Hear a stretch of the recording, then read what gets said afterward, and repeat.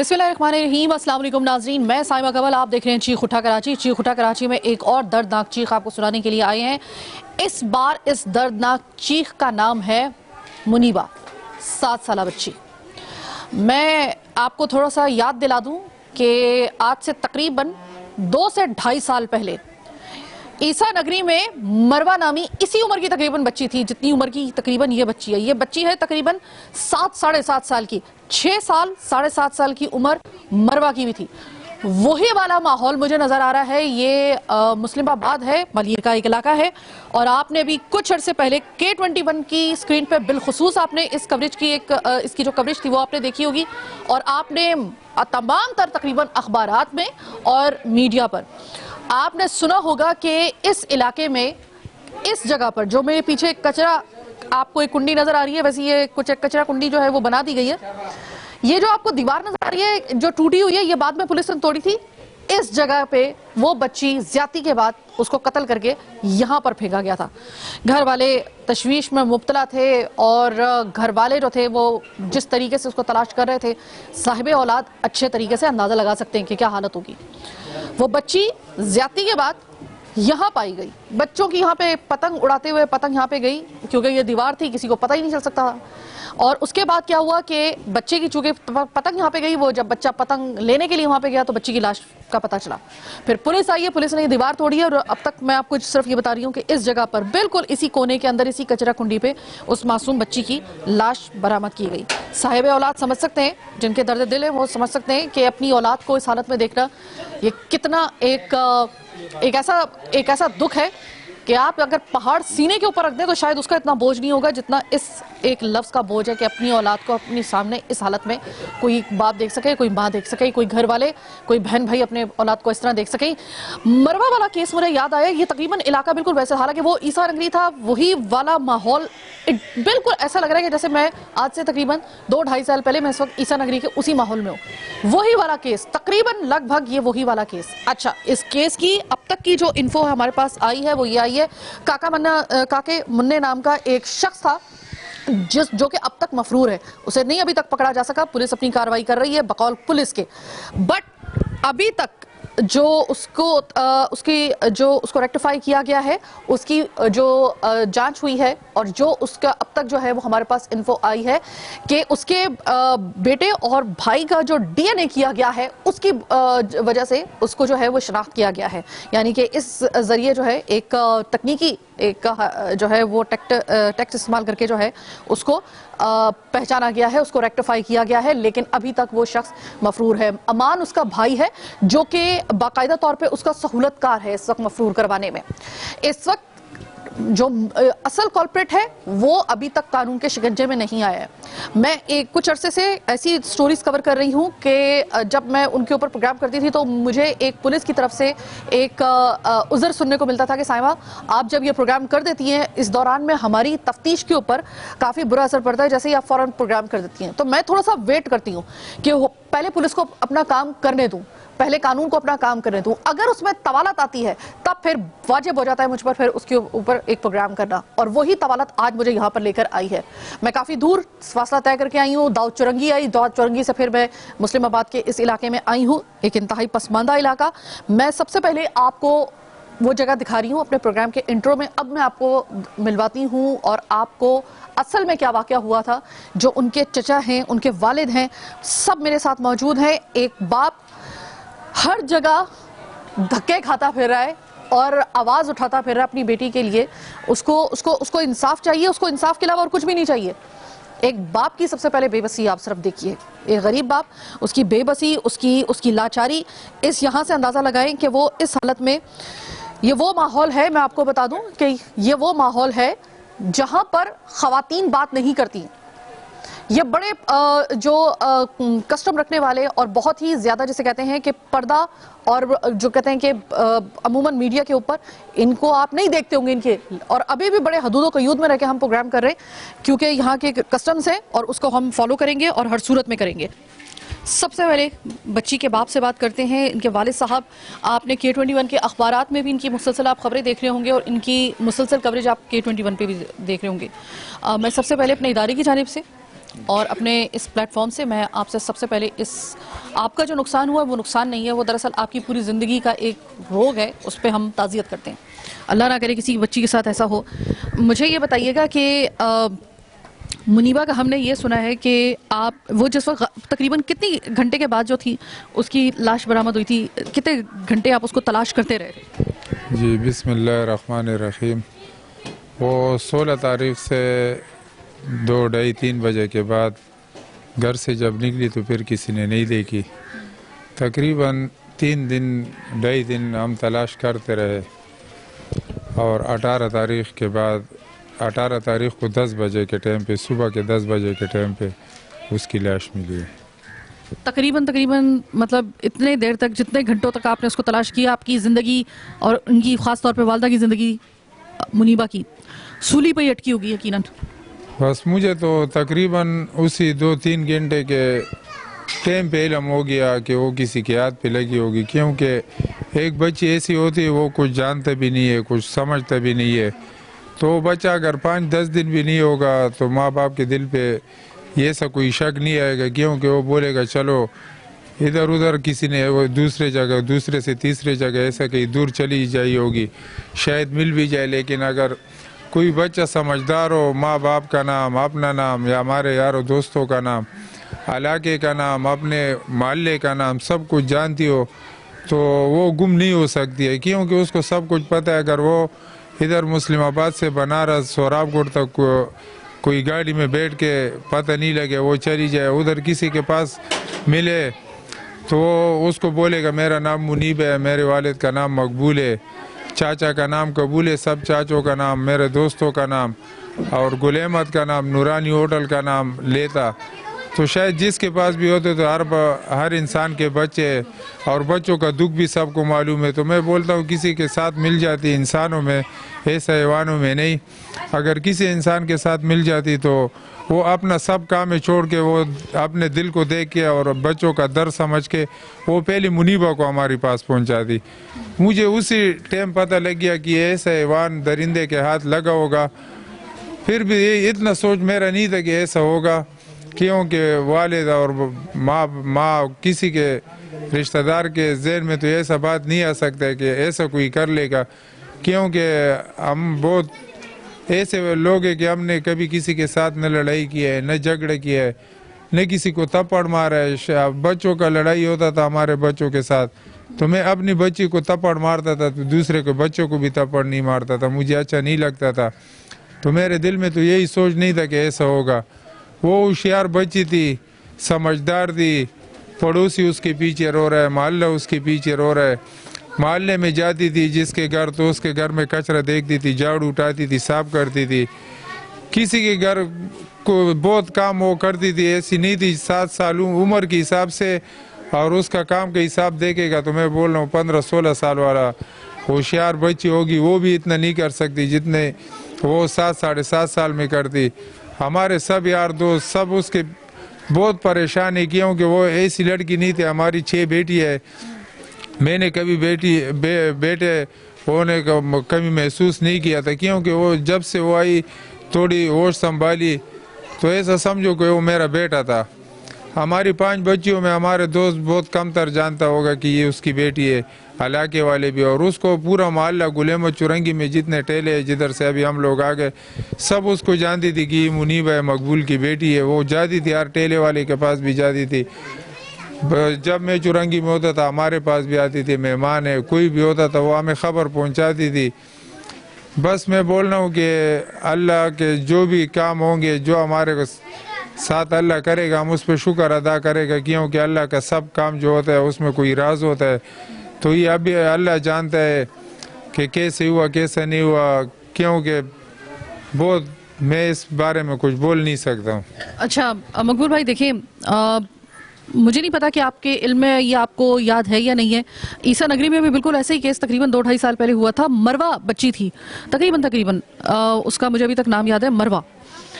उसका बिल्कुल ऐसे ही मैंने देखा था और उसके भी मोहल्ले वाले ने ही उसको किया था। क्या ये जो काका मुन्ने के नाम का ये जो शख्स है, ये जिसको जो कि एक्यूज है, तो ये मतलब यानी कि जिसको रेक्टिफाई किया गया है, यानी कि उसको मुजरिम जो है आप समझते हैं, वो शख्स आपके मोहल्ले का ही था, आप जानते थे उसे? जी, पहले बात तो ये है कि मैं उसको अभी तक मुजरिम नहीं समझता हूँ और न मैं उसको जानता था। ये जिधर हम खड़े इधर हमारा भाई का घर और खाला का घर है। ये बच्ची हमारे भाई के घर आई थी। हमारा पूबी और माँ जब इधर आती थी ये बच्ची भी उसके साथ आती थी, क्योंकि मेरी बड़ी बहन है, उसके अलावा सोती नहीं थी। ये उसी के साथ आती थी, घर में भी आ जाती, लेकिन रात इधर गुजारी थी। बाकी जो आप बोल रहे हैं कि पुलिस वाले ने मुजरिम ठहराया है, तो वो लोग जानता होगा कि मुजरिम कौन है कौन नहीं है। बाकी काका मने जो आप बता रहे हैं अल्लाह जानता है। अभी तक मैंने तस्वीर के अलावा उसका चेहरा तक भी नहीं देखा है, न पहचानता हूँ कि कौन है कौन नहीं है, क्योंकि आपने हमारा घर भी देखा जिधर से हम आपके पास आ गए। हमारा वो मोहल्ला वही है, 30 साल उधर हमने गुजारा है, आज तक ऐसा कोई बात नहीं हुआ। और ये अभी गवर्नमेंट अच्छी तरीके से जानता है, क्योंकि जितने इतला आप लोगों को इतने इतला मेरे पास नहीं है, क्योंकि मैं बेटी का बाप हूँ। लेकिन मुझे इतना इल्म नहीं है कि काका मने मुजरिम करार दे दिया गया या उसके भाई या उसके बच्चे की DNA टेस्ट से मालूमात हो गया, मुझे इल्म नहीं है। लेकिन आप लोग बोल रहे हैं कि ऐसा है तो ऐसा होगा, क्योंकि मुझे मकबूल भाई, हमारे पास भी जो इन्फॉर्मेशन अब तक आई है, जो अब तक की इन्फॉर्मेशन है, हो सकता है कि जिस वक्त ये प्रोग्राम ऑन एयर हो उस वक्त तक मजीद इसमें डेवलपमेंट हो, अल्लाह करे कि हो और पॉजिटिव हो। लेकिन अभी तक जो हमारे पास आई है ना, तो वो यही वाली आई है। आप उसको किस वजह से मुजरिम उसको नहीं समझ रहे हैं, मैं ये आपसे दोबारा मालूम करूंगी। लेकिन फिल वक्त ये जो बच्ची के चचा हैं वो मेरे साथ मौजूद हैं, और ये जो बच्ची थी वो अपना घर से, इनका जो घर है जहाँ पर मैं अभी आई हूँ, अब इस प्रोग्राम को शुरू करने से पहले सबसे पहले मैं इनके घर की तरफ में गई थी। इनके घर से लेकर यहाँ तक का जो फासला है लगभग तकरीबन 10 मिनट का है, लगभग तकरीबन 10 मिनट का। यानी कि वो बच्ची जो थी वो अपने घर से यहाँ पर आई हुई थी। तो इनके चचा से मालूम करते हैं। अस्सलाम वालेकुम। वालेकुम सलाम। ये मुझे बताइएगा कि मुनीबा का ये जो मामला है, अब इसको हो गए काफ़ी दिन। आपके भाई जो हैं मकबूल साहब, इन्होंने तो बल्कि ये तक कहा कि अभी तक गिरफ्तार नहीं किया गया है। वो तो बड़े एक अपनी तरफ से जो था वो एक्सट्रीम लेवल पे जो है वो उन्होंने कहा था कि मैं फिर मतलब एक जब शख्स कुछ भी नहीं कर पाता ना, एक गरीब आदमी, तो फिर उसके पास एक ही हाल रह जाता है कि वो कहता है कि मैं खुद को ही फिर आग लगा दूंगा, ये मैं खुद को ही नुकसान पहुंचा दूंगा। ये आपने देखा होगा अक्सर। तो यहाँ पर भी कुछ इसी तरह के मामला जो था वो सुनने को मिला था। हम लोग मामला इसी तरीके से जा रहा था और इसी तरीके से इंफॉर्मेशन हमारे पास भी आ रही थी। आप मुझे बताइएगा, आपके घर से ये जो जगह जहाँ पर उसकी लाश बरामद हुई, ये तकरीबन कितना दूर है? ये तो मेरे घर से कम 2-3 मिनट का रास्ता होगा। अच्छा, तो मुझे ये बताइएगा कि ज़ाहिर है कि आपका तो खून है, तो ज़ाहिर है कि कहते हैं कि भाई से बढ़कर भतीजा भतीजी जो होते हैं ना वो अजीज़ होते हैं। आपको, मुझे पता है कि इस वक्त एक बाप की जैसी हालत है वैसी आपकी भी हालत होगी। मुझे आप ये बताइएगा कि कितनी तकरीबन देर तक आप उसको तलाश करते रहे और कितनी देर बाद जो था वो आपकी उम्मीद दम तोड़ गई थी कि अब शायद वो ना मिल सके हमें सही हालत में, या फिर भी कोई उम्मीद बाकी थी कि नहीं, हो सकता है कि वो बच्ची जो है वो हम लोगों को जिंदा सलामत मिल जाए? ये कितना तकरीबन आपको यकीन था कि वो मिलेगी और कितना % था कि नहीं मिल सकेगी हम सही तक? मेरा तो यही यकीन था कि मिल जाएगा। अच्छा, क्योंकि हम किसी के दिल में ये ख्याल नहीं आते कि ऐसा काम होगा। परेशानी तो जाहिर थी, परेशान तो थे हम लोग, क्योंकि वो तो छोटी नहीं थी, सब कुछ जानती थी, अपनों को बड़ों को छोटे सब कुछ जानती थी। लेकिन वो बुध वाले दिन जब गुम हो गई, 2-2:30 बजे घर से निकली, फिर नहीं मिली। मैं जब रात को आया मेरे को पता चला, ठीक है। तो फिर मैंने भाई से भी रब्ता किया। भाई ने बोले यार कहीं पर भी नहीं है। फिर हम लोगों से जो हो सका ये सारा मोहल्ला मैंने खुद ढूंढ रहे, एक जगह में मैंने ऐलान किया, मोटरसाइकिलों पे एक जगह में। फिर दूसरे दिन मैंने पोस्टर बनाए, वो गाड़ियों पे लगाए, एक जगह दूसरे जगह मैंने सब कुछ किया। जब दूसरे दिन के रात हो गए तो फिर मैंने भाई को बोले यार अभी ऐसा करेंगे कि कहीं बाहर ढूंढेंगे, यहाँ पे तो अभी नहीं मिली वो हमारे को, हम लोग और पोस्टर भी छपवा देंगे। सुबह मैं उठा कम से कम 9:30 बजे। मेरी घरवाली तो उधर थी, मैं तो यहाँ पे एक खाला का लड़का एक वो था, एक मैं था, वो घर में सोए थे। सुबह 9:30 बजे मैं उठा, मैंने बोला खाला के घर जाऊंगा, एक कप चाय पी लूँगा। वो सर पे दर्द, क्योंकि कुछ खाया पिया नहीं था, बहुत परेशान थे हम लोग। फिर जब मैं यहाँ तक आई, ये मेरा खाला का घर है जो अभी आप लोग आए इस गली में, मेरे को यहाँ पे एक दोस्त ने आवाज़ दिया कि यार कबूल लीडर हम। मैंने बोला क्या बात है? बोले यार कंडर में एक लड़की पड़ी हुई है, लाल कलर के कपड़े पहने हुए, जाके आप देखो, शनाख्त करो, हो सकते है वही हो।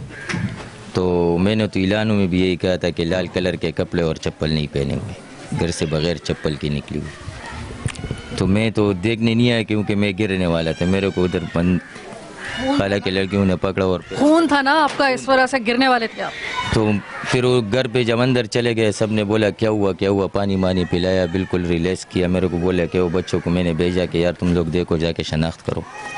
जब वो मेरे पीछे आए बोले भाईजान वही है मुनीब भाई। तो फिर तो मैं क्या बताऊँ आपको, हम लोग तो बस जो होना था हो गया। लेकिन फिर मैंने अपने आप को संभालने की कोशिश की और भाई को फ़ोन किया। मेरा भाई उस वक्त ताने में थे।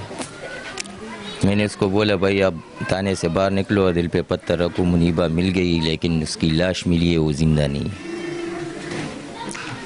फिर यहाँ पे पुलिस वाले आ गए, ये दीवार तोड़ा उन लोगों ने। फिर मामला आगे तक बढ़ता रहा और अभी तक देखते हैं क्या होता है।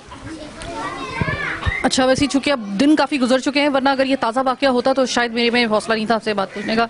मुनीबा की जो आपने लाश देखी, क्या लग रहा था? जो ज़ाहिर है कि उसको जिस हालत में भी निकाला यहाँ से, देखकर कितना लग रहा था कि कितने देर तक उसकी जो थी वो लाश यहाँ पे रही होगी? कितने कुछ अंदाज़ा हो रहा था कि कितनी देर पहले उसको जो था ख़त्म किया हो गया, उसका कत्ल किया होगा? तकरीबन कितनी, कुछ थोड़ा सा अंदाज़ा हो जाता है ना लाश को देखकर?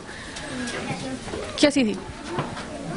मैं यहाँ दीवार के साथ खड़ा था, मैंने उसको देखा भी नहीं क्योंकि मैं वहाँ से जब आ रहा देखा नहीं गया होगा। मैंने ऐसा थोड़ा नज़र मारा लेकिन मेरा फिर दिल नहीं चाह रहा था कि मैं उसको देखूं, क्योंकि कोई भी ऐसा नहीं देख सकते अपने बच्चों को, इस तरह हाल में नहीं देख सकते। अच्छा, ये बड़ा इम्पॉर्टेंट पॉइंट है और यकीनन पुलिस ने इसे महरूज़ खातिर रखा होगा।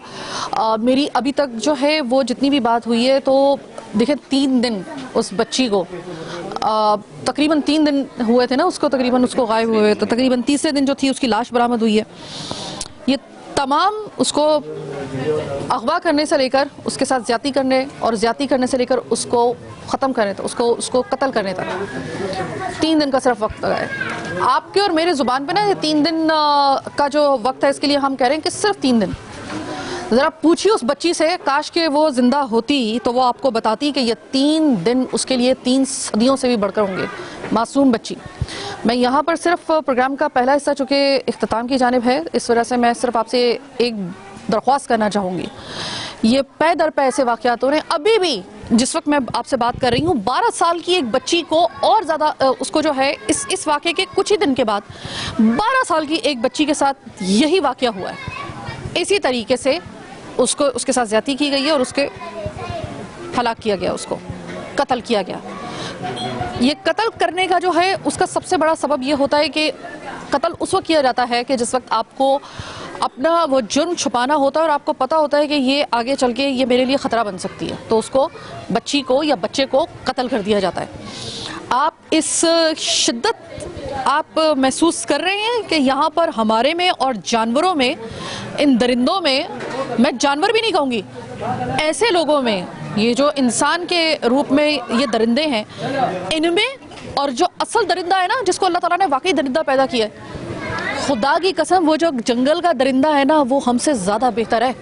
अगर आप उनका माशरे को आप देखें ना, तो आप आज ही के आज ये इंसानी माशरा छोड़कर आप जंगल की तरफ चले जाएं और आप उनके दरिंदों का माशरे का हिस्सा बनने के लिए आप आमादा हो जाएं, जो इस वक्त हालात चल रहे हैं। कहने को ये शहर कायद बड़ा पढ़ा लिखा, कहने को ये शहर कायद जो है वो मेट्रोपॉलिटन सिटी, कहने को ये बड़ा जदीद एक शहर है पूरे पाकिस्तान में। 3 शहरों को कहा जाता है कि बड़े जदीद हैं, इस्लामाबाद, लाहौर और कराची। ये कराची है और यहाँ पर दरिंदगी की ऐसी ऐसी आपको मिसालें इन दिनों में मिलेंगी। ख़ास तौर पे मरवा का केस हुआ तो मुझे लगा कि जिस तरीके से वहाँ पे शोर मचा था, और वो भी बड़े गरीब लोग थे, वही बिल्कुल इलाका था, लेकिन वो चूँकि मीडिया ने इतना ज़्यादा हाईलाइट कर दिया, सोशल मीडिया ने इतना ज़्यादा किया कि उसके बाद फिर तमाम सियासी जमातें जो थी वो एक्टिव हो गई। मैंने वहाँ पर सईद गनी साहब को भी देखा, वहाँ पर उस वक्त डॉक्टर आमिर लियाकत हुसैन जो थे वो पाकिस्तान तहरीक इंसाफ का हिस्सा थे, MNA थे, पावर में थे, अल्लाह उनको गरीक रहमत करे, वो वहाँ पर मौजूद थे। फिर अचानक ही जो था वो चूँकि मीडिया पे, सोशल मीडिया पे एक हाइप क्रिएट हो गई थी। मतलब कि जिस केस को हाइप मिल जाए सोशल मीडिया पर या मीडिया पर, बस वो नज़र में आएगा और उसके ऊपर एक्शन होगा, उसका मुजरिम पकड़ा जाए, कोई उम्मीद नज़र आए तो आए। फिलहाल तो इसका भी नहीं खैर पकड़ा गया है। तो ये सिर्फ हमारे मुआशरे का सबसे बड़ा एक मुँह चढ़ाता हुआ एक हमारा जो है ना वो एक ऐसा काला दाग है कि हमने ना इन इलाकों में, इसके बावजूद भी मैं लोगों से भी एक शिकवा रखती हूँ, वो ये आपके इतने वाक़यात हो जाते हैं और अभी भी इस वाक़े के बाद मैं बच्चों को देख रही हूँ कि घर वाले बच्चों को घरों में नहीं रख रहे, उनका ख्याल नहीं रख रहे। बच्चे इसी तरीके से शाम का वक्त हो रहा है और वो बाहर निकले हुए हैं। अपने बच्चों को खुद ध्यान रखिए, ये शहर अब इस काबिल नहीं है कि कोई किसी के बच्चे की अपने बच्चे की तरह हिफाजत करेगा। बस इतनी बात याद रखिएगा। छोटी सी एक ब्रेक का वक्त हुआ है।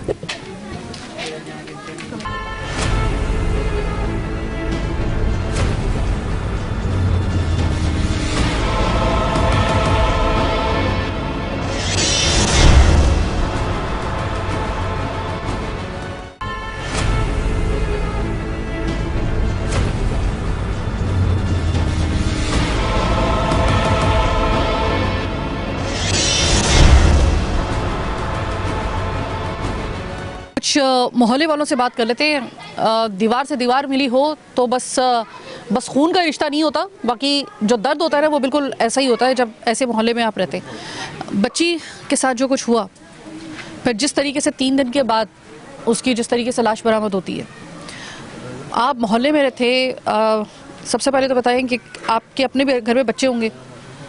आप पहले तो मुझे बताएं कि इस वाक़े ने आपको कितना मुतासिर किया। हमारी अपनी 4 बेटियां हैं और इस वाक़े के बाद तकरीबन 10-12 दिन हो गए कि वो स्कूल नहीं जाते, मदरसे नहीं जाते डर की वजह से। यहाँ पे सारे मिल मज़दूर लोग हैं जो सुबह जॉब पे चले जाते हैं, फिर रात को देर से आते हैं। ज़्यादातर हमारे पठान ख़वातीन घर से निकलती नहीं है, तो हमारे बच्चों के लिए तो ऐसा समझो कि वो जेल के अंदर बैठे हुए, वो घर से डर के मारे बाहर नहीं निकलते। और ये वाक़या तो ऐसे मुनीबा, उसको अपनी बच्ची कहेंगे, हमारे बच्चों के साथ खेलती थी, बड़ी होशियार बच्ची थी।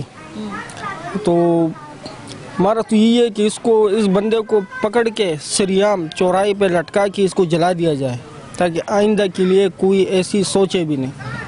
देखिए, अभी मैं इस बच्ची नौशीन से, जो कि उसकी बड़ी बहन है, सिर्फ चूँकि यही ऐसी है कि इससे बात की जा सकती थी क्योंकि ज़रा इसे उर्दू भी आती है और ये बोलने वाली बच्ची भी है, समझदार बच्ची भी है। इसने मुझे बताया कि इसकी वालदा का भी ये कहना है और उस एक माँ को उस वक्त तक सब्र नहीं आ सकता कि जब तक कि उसका जो मुजरिम है उसको, जिस तरीके से आप बता रहे हैं, उसको इसी तरीके से सज़ा ना मिले, तब तक उसकी माँ को या उसके बाप को सब्र नहीं आ सकता। क्योंकि आप मोहल्ले वाले होकर के ये बात कर रहे हैं। अच्छा, आप कह रहे हैं कि बच्चे जो हैं वो घरों के अंदर, लेकिन मुझे अभी भी बच्चे जो हैं वो मगरिब का वक्त होने वाला है, बाहर नज़र आ रहे हैं। मैं आपसे ये कहूँगी कि प्लीज़ अपने बच्चों का जो है ना वो किसी तरीके से इनको कोशिश करें कि या अगर आप बाहर इनको खेलने के लिए भी भेज रहे हैं तो कम से कम गाए बगाहे इनकी खबर लेते रहें। नहीं, बिल्कुल खबर तो लेते रहेंगे और अब बच्चों का ख्याल भी रख रहे हैं, क्योंकि अभी तो मजबूरी बनी हुई है। या तो हम जॉब पे जाए या बच्चों का ख्याल रखें। यही कर सकते हैं कि बच्चों को घर से बाहर जाने नहीं दें। हमारे बच्चे तो अब समझे कि बस जेल में बंदे, उनको हम छोड़ नहीं सकते। अच्छा, ये बताइए कि एक जो हमारे पास इन्फॉर्मेशन आई है अब तक कि वो कोई काका मुन्ने नाम का वो एक बंदा है जिसको पुलिस कह रही है कि ये है कॉल्प्रेट। उसको डीएनए के जरिए, जो उसके बेटे का और भाई का डीएनए किया गया, उसकी वजह से उसको शनाख्त किया गया उसके जरिए। तो मुझे ये बताइएगा कि इनके वाले तो कह रहे हैं कि हम उसको नहीं मानते हैं इस वजह से क्योंकि हमने तो कभी उसको देखा भी नहीं है। आपको लगता है क्योंकि वो क्या इधर का ही बंदा था, या फिर आप में से कोई जानता हो उसे, या फिर आपका कोई इस हवाले से कि ये सही यही वाला बंदा है, या हो सकता है क्योंकि इसके अलावा कोई और भी हो सकता है? देखिए मैडम, ये तो जब तक मुजरिम हाथ नहीं लगेगा तो कुछ नहीं कह सकते हैं। अब वो तो पुलिस वाले कह रहे हैं कि ये हुआ प्लान हुआ, मगर जब वो बंदा खुद पकड़ा जाएगा और उसका डीएनए होगा, शनाख्त होगा, उनसे पूछताछ की जाएगी, तो तब जाके उसका पता चलेगा कि क्या हुआ है। अभी तो इस बारे में किसी को इल्म ही नहीं है कि ये हुआ कैसे। और मेरे हिसाब से तो ये इंसान था ही नहीं, कोई दरिंदा था कि इस तरह की हरकत किए। और जो भी बच्चों वाला होगा, बाप होगा, उन सबको तो यही लग रहा है कि ये बिल्कुल इंसान ही नहीं था। आप क्या कहेंगे सर? आप भी मोहल्ले वाले हैं और मैंने सुना है कि आप भी बहुत ज़्यादा परेशान थे। हाँ, आप दोनों मोहल्ले में भी रहते हैं और आपके अपने भी बच्चे हैं यहाँ पर। इस वाक़ये ने क्या आपको सोचने पर मजबूर किया है कि आपके घर में भी बच्चे हैं, अगर ये आज इस बच्ची के साथ हो सकता है तो खुदा ना खास्ता किसी और बच्चे के साथ भी हो सकता है, क्या कहेंगे इस हवाले से? बस हम तो बोले कि मुजरिम को पकड़े और उसको ऐसा सज़ा देनी चाहिए कि कोई दूसरा बंदे ऐसा सोचे भी नहीं। सही है ना, अपना कड़क से कड़क सज़ा उसको देनी चाहिए, क्योंकि ये इसका गम नहीं, हम सब लोग का गम है, पूरे मोहल्ले का गम है। मकबूल हमारा भाई भी है, सही है ना, और इस बच्ची के साथ बहुत ज़्यादती हुआ है, और इस मुजरिम को जो है ना कड़ी से कड़ी सज़ा होनी चाहिए। ऐसी सज़ा होनी चाहिए कि दोबारा कोई ऐसा हरकत कोई भी नहीं करे, जो कोई सोचे भी नहीं। यहाँ जी, जब आपको पता चला कि कोई पुलिस ने किसी बंदे को शनाख्त किया है, जिसको कहा जा रहा है कि वो उसका नाम है काका मुन्ने नाम के, उसके वो हुई है, उसको इस तरीके से डीएनए के ज़रिए उसके भाई और बेटे के डीएनए के ज़रिए जो है उसको शनाख्त किया गया है। फिर उसके जो भाई है अमान, उसको भी कहा गया है कि भाई वो भी उस पर सहूलत का था। तमाम तर जो तफ्तीश हुई है उससे मुतमईन है या अभी भी आपको तशवीश लाहक है इस बारे में? हम लोग को ये जो भाई ने बात किया इसमें हम भी लगा करते, जो मैंने बोला जो हो जाएगा, इस जो कार्रवाई की इसका साथ से कार्रवाई हो जाएगा, सही हो जाएगा। बाकी ज़्यादा बातें हम लोग से नहीं आते हैं। अपने बच्चों का अब ज़्यादा ख्याल रखेंगे आप? ज़्यादा ख्याल करते हैं बच्चों का, खुद ज़्यादा ख्याल करें, उसके बाद आप लोग अपने बच्चों का ख्याल करते हैं बहुत ज़्यादा। ये गरीब का साथ बहुत ज़्यादा हो गया। अच्छा, इससे पहले कि प्रोग्राम का वक्त ख़त्म हो, हमारे जो नुमाइंदे हैं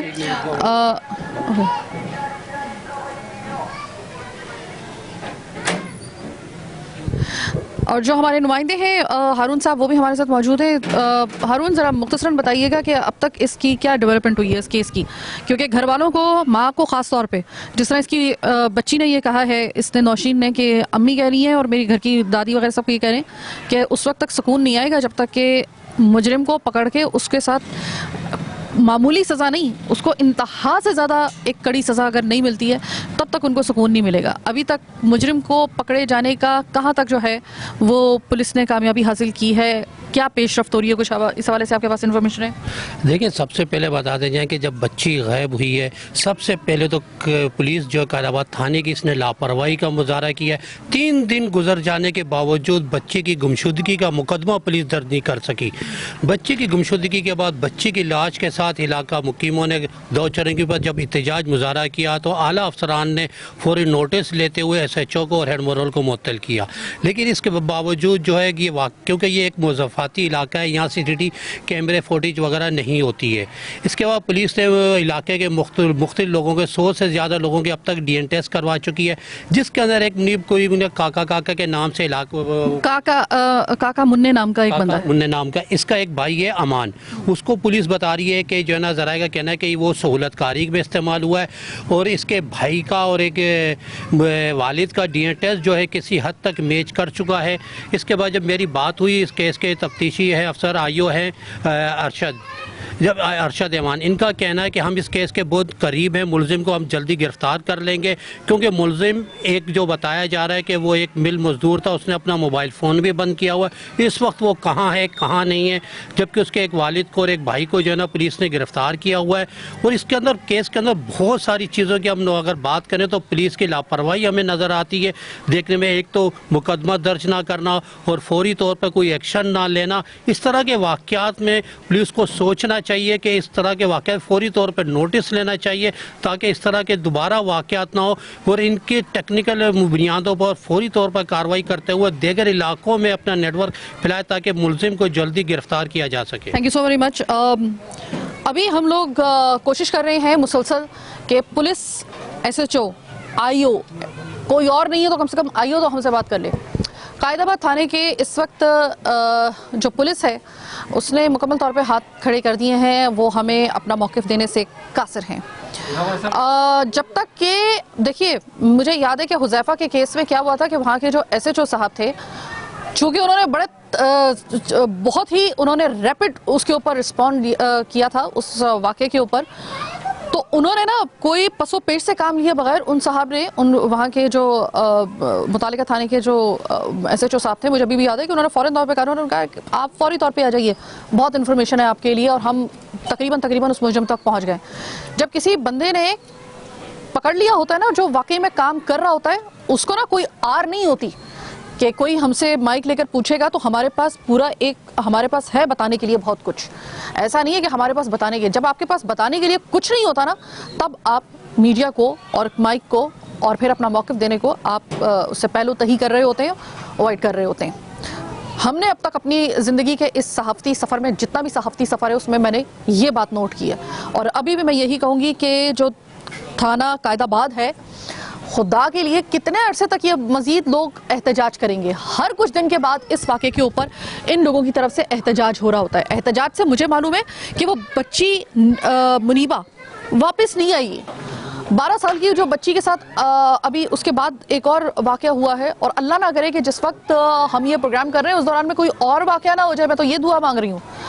तो इन वाक़यात में जो इसके बाद एहतजाज होते हैं, मुझे पता है कि उससे आपके बच्चे वापस नहीं आएंगे, लेकिन कम से कम एक थोड़ी देर के लिए ही सही एक नोटिस पे तो चीज़ आ जाती है, वरना हम तो एक ऐसे इंसान नुमा एक गर्दाब में फंस गए हैं इस शहर कायद के अंदर कि हमें नहीं पता हो। हम यकीन करें कि अपने जो घर के बच्चे उनकी हिफाजत कर लें, बहुत बड़ी बात है।